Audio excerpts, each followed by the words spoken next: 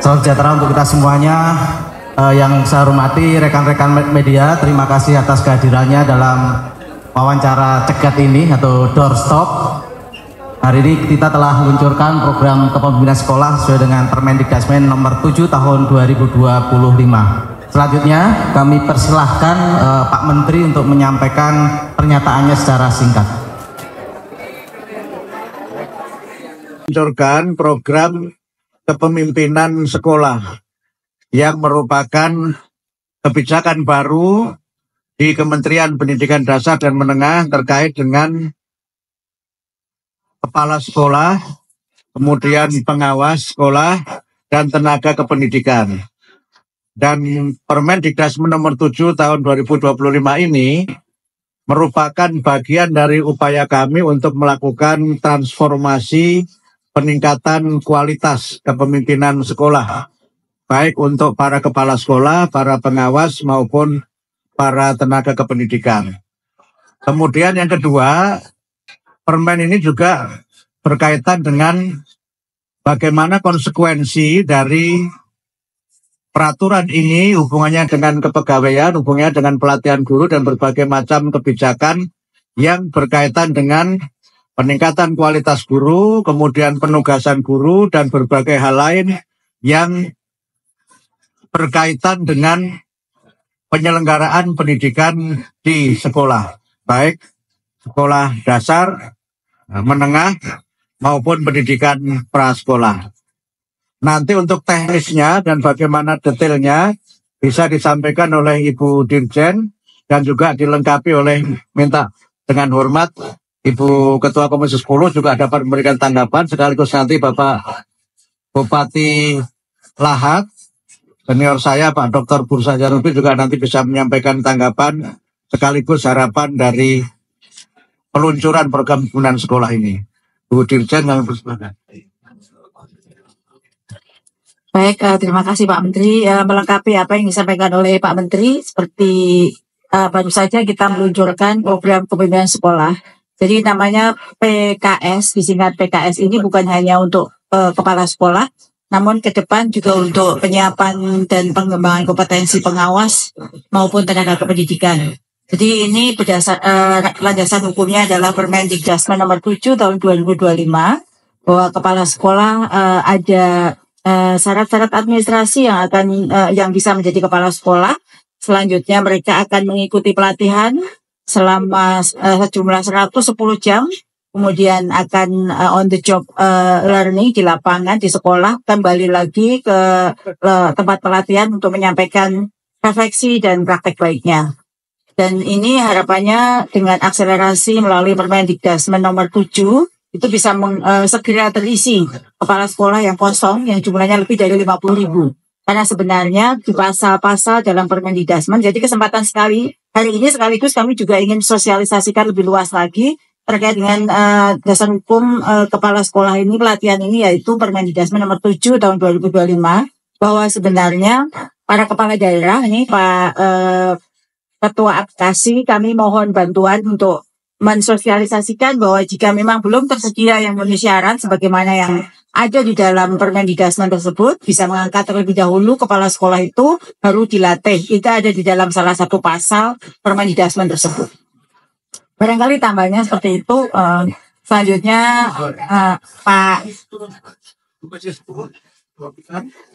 Baik, kalau dari Komisi 10 tentunya kami merasa sangat bahagia hari ini, karena untuk memenuhi atau mewujudkan pendidikan yang berkualitas, aspeknya banyak. Antara lain tentunya tergantung kepada kurikulum. Sudah dilakukan pembenahan. Terkait dengan Sarpras, sudah dilakukan kebijakan yang terkait. Soal guru, kompetensi dan hal-hal lain terkait kesejahteraan, pelindungan sudah dilakukan. Nah sekarang saya senang karena aspek yang mungkin selama ini kurang terperhatikan akhirnya mendapatkan satu kebijakan yang lebih tegas dan jelas. Mudah-mudahan bisa segera dilaksanakan dan kami juga mohon dukungannya di Komisi 10. Tentunya kami pun siap untuk selalu mensupport kegiatan-kegiatan untuk upaya kita mentransformasi pendidikan ke arah yang lebih maju. Terima kasih. Terima kasih. Saya Pak Menteri, Ibu Etipa, Ketua Komisi 10. Saya melihat ini satu kebijakan terobosan ya. Belum pernah terjadi. Kita hanya selama ini menyangkut kosakata kepala sekolah.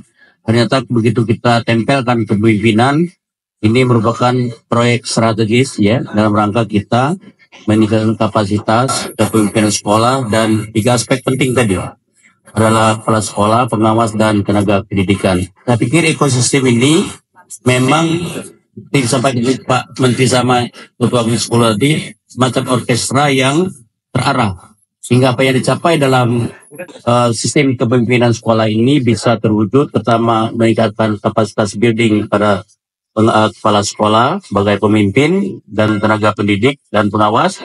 Jadi satu orkestra keseluruhan sehingga ini betul-betul menjadi prioritas pendidikan. Karena kata Pak Prabowo di dalam retreat di Magelang, pendidikan itu super prioritas, adalah fondasi untuk membangun SDM unggul. Jadi terobosan kepemimpinan sekolah ini saya pikir adalah terkait langsung dengan kebijakan Bapak Prabowo. Artinya ini satu kebijakan yang akan segera Apkasi dukung ke seluruh Indonesia. Saya sebagai Ketua Umum Apkasi akan dalam 1 minggu saya akan sosialisasikan secepat Ibu. Karena ini program prioritas yang sangat diperlukan, terutama yang dikhawatirkan Bapak Prabowo sendiri. Pendidikan kita sangat mengkhawatirkan, terutama di STEM, Science, Teknologi, Engineering, and Mathematics. Nah ini, kepemimpinan sekolah ini salah satu jalan kita untuk meningkatkan STEM juga. Yaitu mutu pendidikan adalah fondasi untuk mengangkat SDM unggul, sehat walafiat, orang yang bermutu tinggi, inovatif, dan produktif. Begitulah kata Bapak Presiden di retreat Magelang. Data Bildaya, Assalamualaikum warahmatullahi wabarakatuh. Kalau Mas boleh dielaborasi lagi nggak, yang tadi 50.000 kepala sekolah masih kosong, itu se-Indonesia atau apa gimana? Ya, jadi kalau tadi datanya mungkin, ya datanya nanti mungkin di paparan ya, itu untuk sekolah negeri. Jadi khusus sekolah negeri itu seluruh Indonesia, ada yang tidak ada kepala sekolahnya, ada yang kepala sekolahnya